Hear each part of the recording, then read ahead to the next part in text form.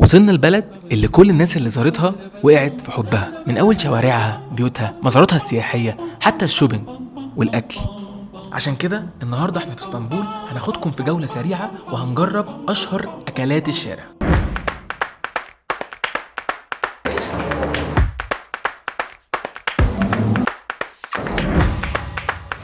هنجرب اول اكله الشي كفته، اللحمه النيه، كبه نيه او لحمه نيه بتتعمل بالشكل ده. واحنا عند علي اسطى. علي اسطى ده من اشهر الناس اللي بيعمل الاكله دي في اسطنبول، وزي ما انتم شايفين هو راجل حبوب جدا يعني. باين نيه، ولكن تدو لحمه نيه بس هي مش لحمه نيه. حاسس ان هي نجيب اتنين كفته نيه، بيديك كيس نحط فيه الساندوتش. نظام رهيب. الراجل ده عصبي قوي. ادخل انت عشان انا خايف. خايف على طبيعتك خليك.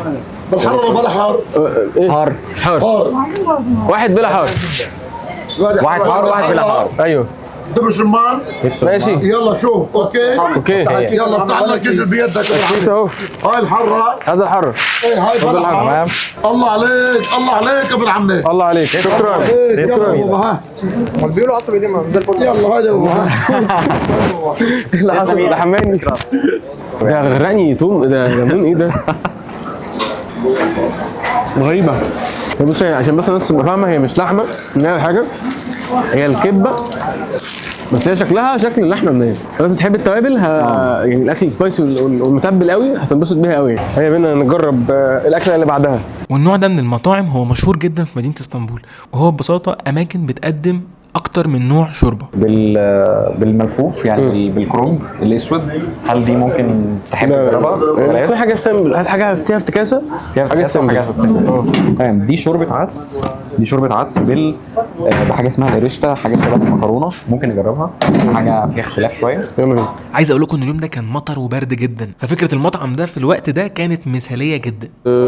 عشان نجرب كل حاجة. بس جبنا نوعين من الشوربة نجربهم، بما ان الجو برد فهتنفعنا كده عشان نكمل باقي اليوم. بس الموضوع دي علب منسية كده، بس هي يعني دي فيها مناديل.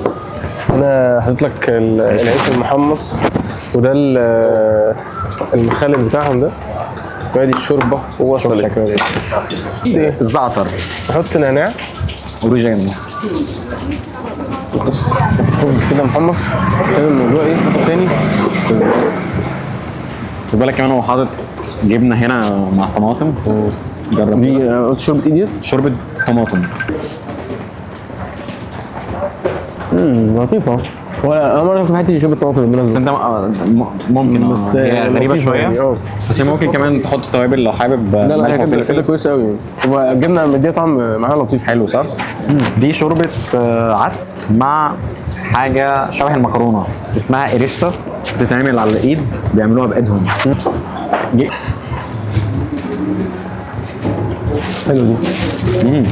وجبه جت في وقتها قوي.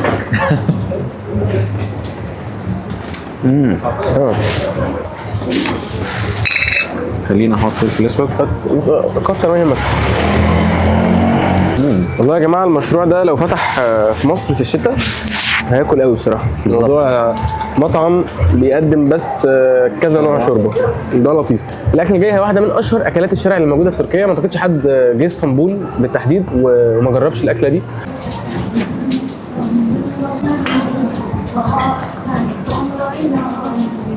السندوتش ده من اشهر السندوتشات الموجوده في تركيا كلها. غالبا بيكون موجود في المنطقه دي اسمها كاراكوي. في معظم المحلات هنا لازم بتبيع السندوتش ده، وبيبقى في طريقه معينه من البصل، الحاجات اللي بتتحط جوه السندوتش نفسه. بحس الموضوع غريب ان احنا ناكل سندوتش سمك، بس هنجرب بقى ونعرف ايه. التوابل يا ولد زي الخساره.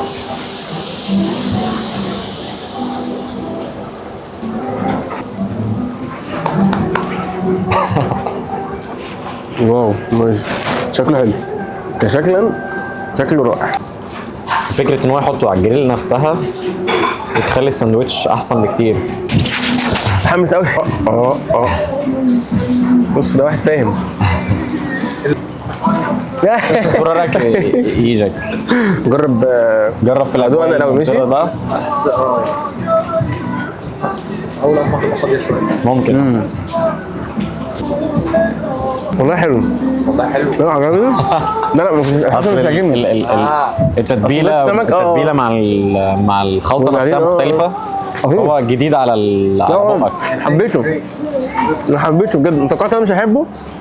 لازم تدي سندوتش سمك ديت حاجه في مصر غريبه شويه بالظبط. لكن والله لطيف. فيري جود. تجربه سندوتش لطيفه. خلصنا سندوتش السمك وهنروح نجرب اكله تانية. هنا دي كوكوريتش المصارين بتاعت الخروف بياخدوها ويقطعوها، وهنا بيبقى عندك بيجمعوها بعد التقطيع، بيحطوا عليها بعض التوابل والسندوتش بيجي لك بالشبه ده. انا هجربها الاول. احنا هنجرب الطعم. احاول اتناسى سواء العيش شكله لطيف صح؟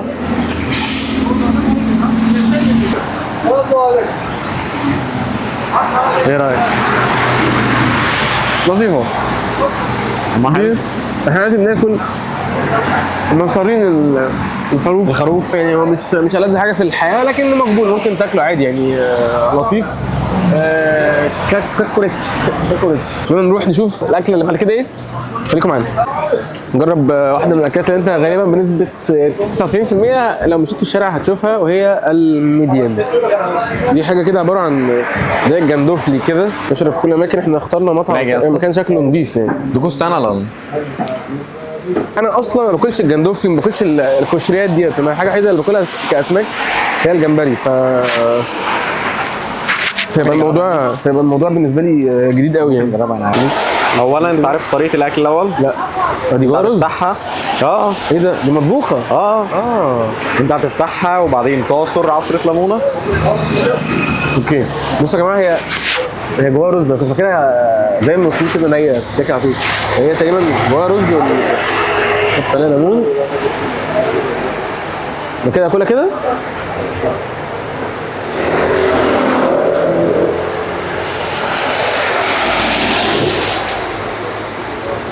حلوه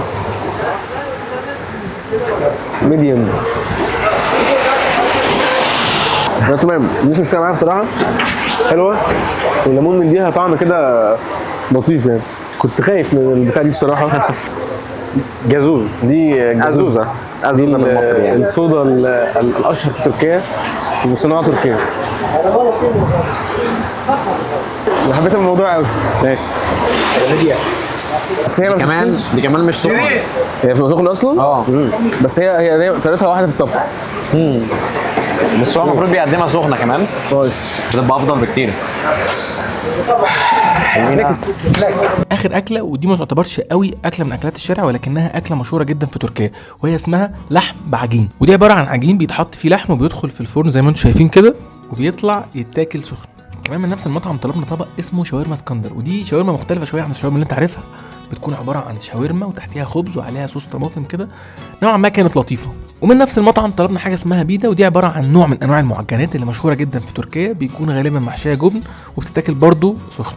اخر حاجه طلبناها وهي الاشهر في شوارع تركيا وهي الدونر. ما ينفعش نيجي تركيا من غير ما ناكل الدونر سواء فراخ او لحمه وطبعا كان تحفه. بس يا سيدي ودي كانت جوله في شوارع تركيا جربنا فيها اشهر اكلات الشارع في اسطنبول. انا اسمي رحيم وهي دي قصتي.